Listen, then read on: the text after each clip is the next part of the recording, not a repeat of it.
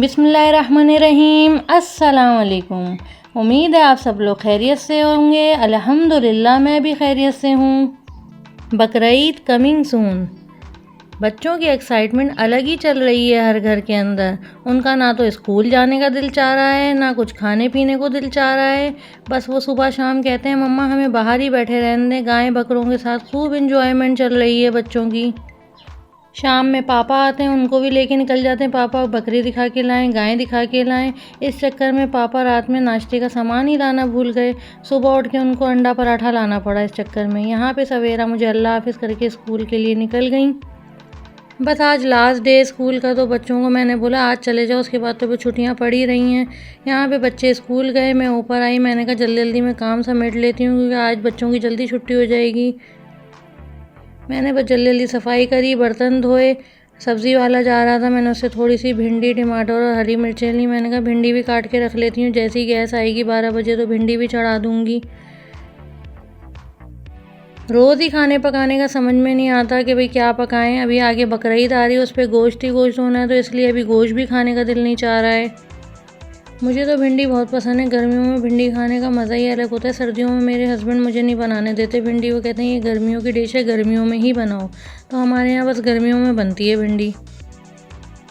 ये मैंने कहा मैं रात के लिए जल्दी रेडी कर लूँगी। रात में मगरिब के बाद गैस आती है, फिर मेरा भी दिल नहीं चाह रहा होता पकाने का। मैंने कहा अभी गैस आ रही है, पका के रख लो, रात में सब खा लेंगे आराम से।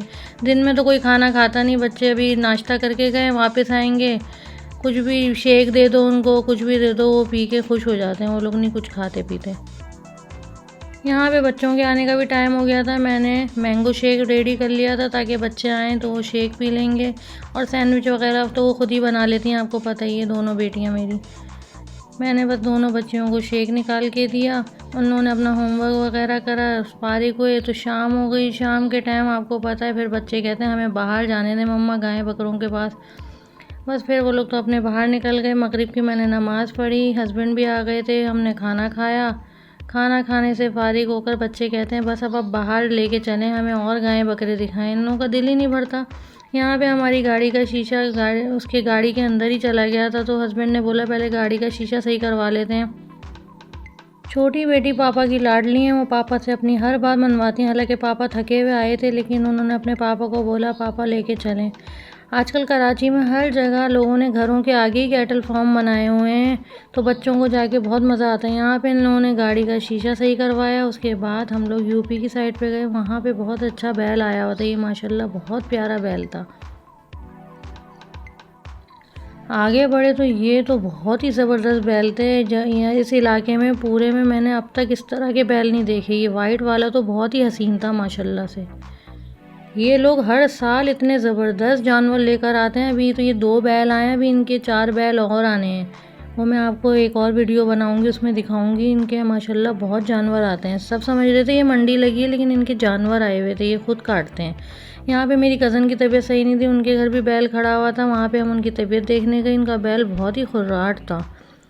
हम लोग तो जल्दी से बस थोड़ी देर उनसे मिले और फिर हम वहाँ से निकल गए। बच्चों ने बोला पापा हमें शॉपिंग भी कराएं।